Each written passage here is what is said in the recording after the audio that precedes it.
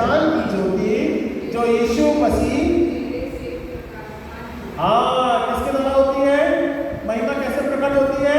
जो प्रभु यीशु मसीह का चेहरा है वो इस प्रकार की महिमा को प्रकट करता है जिसके माध्यम के द्वारा हम और आप जो अंधकार में जीवन को जीते हैं वो ज्योति में प्रवेश करने पाए।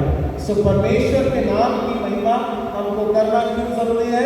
क्योंकि जो अंधकार में है वो ज्योति में प्रवेश करे। और क्या लिखा हुआ है 7वें पद में? परंतु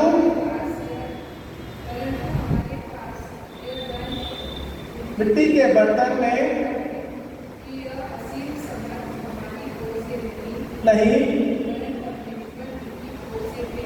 ठहराया गया है ताकि हम और आप उसके नाम की महिमा के रूप में धन के माध्यम के द्वारा ठहराए जाए।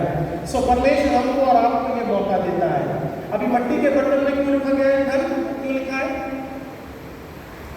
वहां पे लिखा ना, 7वें पद में लिखा ना, 7 वर्ष में मिट्टी के बर्तन में क्यों लिखा है? क्यों लिखा है? चांसा देखिएगा, परंतु हमारे पास ये धन मिट्टी के बर्तन में रखा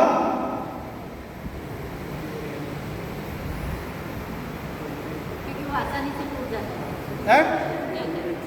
नहीं, कॉन्टेक्स्ट क्या है? मिट्टी के बर्तन में क्यों रखा है धन? हाँ, आसानी से टूट जाता है, लोग पुराने नियम के अनुसार मिट्टी के बर्तन में रखते थे, but it has a biblical meaning, है ना? हमारा शरीर मिट्टी से बना है। हमारा शरीर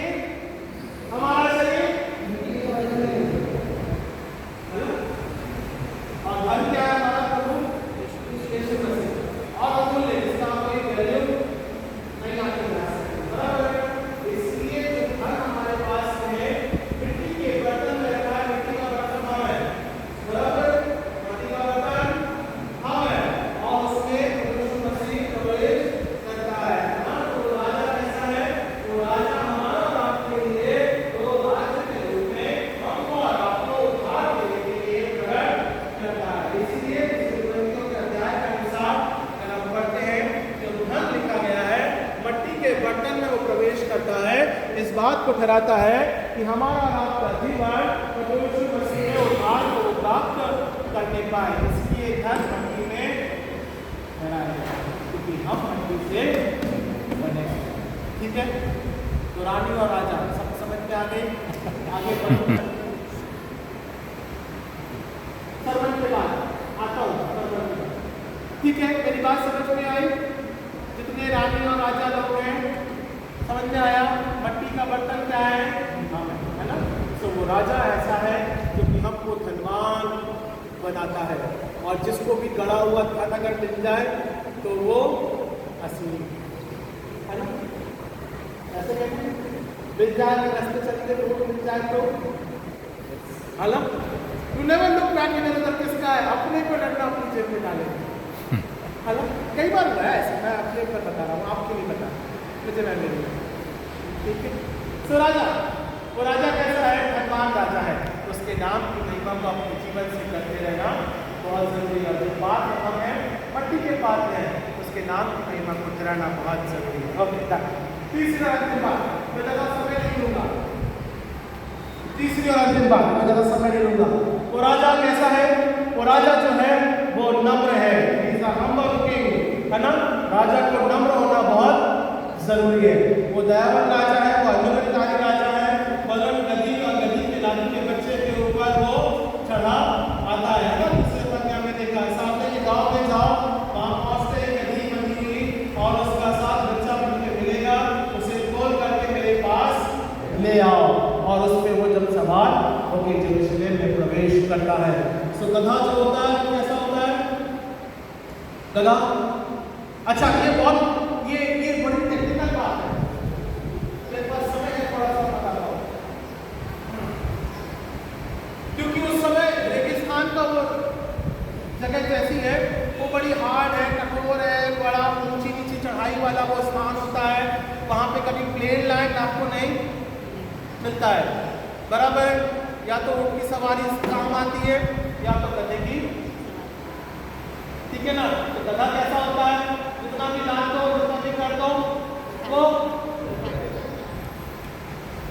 अच्छा, उसको आपने एक बार बता दिया, बराबर है ना? मैंने ये सामान रखा, घंटा रखा और ये घर बता दिया, वो वाकई में वैसे घर का आपको उसमें डायरेक्शन देने की जरूरत नहीं पड़ेगी, वो बराबर उस घर जाएगा और वापस फिर से आपके पास में आएगा। उसे दोबारा एक बार डायरेक्शन दे दिया, उसे दोबारा किसी चरवाहे की जरूरत, भेड़ों के समान आगे चलने की जरूरत नहीं है। गधा इतना टैलेंटेड है। लेकिन उसका नाम गधा है। गधा ऐसा टैलेंटेड आदमी है, बराबर है? बच्चों को क्यों बोलते हैं गधा? समझ में आया? प्रतीक भी है, यस, मैं वही बोल रहा हूँ, मैं वही बता रहा हूँ, कितना भी लाल लो वो आपको कभी भी वो नहीं करेगा, चल देगा वो चढ़ाई पे। हाँ है?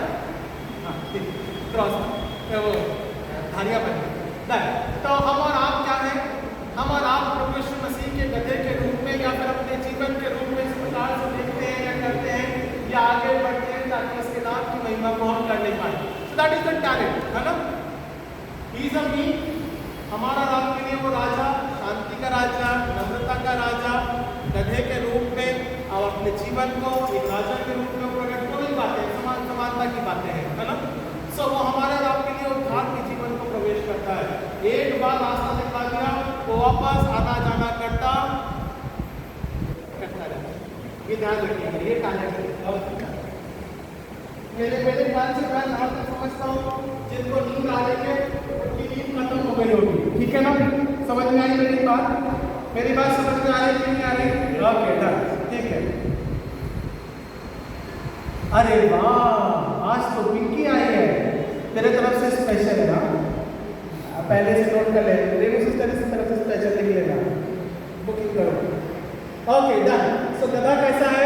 वो दयावान है, अनुग्रहकारी है, he is a humble king. हमारा रात के लिए ओबीडिएंट है, आज्ञाकारी हो रहता है और जैसा सौरभ ने बताया वाकई में उसकी खूबियां बहुत सी हैं, है ना?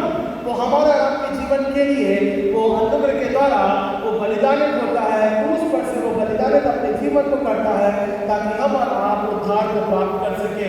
उसने कभी भी जब क्रूस की मृत्यु को सहा तो उसने कभी भी परमेश्वर की तरफ गुस्से से नहीं किया, उसने कभी भी लोगों को गुस्से से नहीं बोला, बल्कि वो साधारण रूप में शांति के साथ में क्रूस को उठाता है और अपने जीवन को बलिदानित करता है और वो उस समय भी विनती करता है। सो ये परमेश्वर के रूप में हम देख पाते हैं, वो राजा हमारे रात के लिए अनुग्रह के द्वारा उद्धार को प्रकट करता है।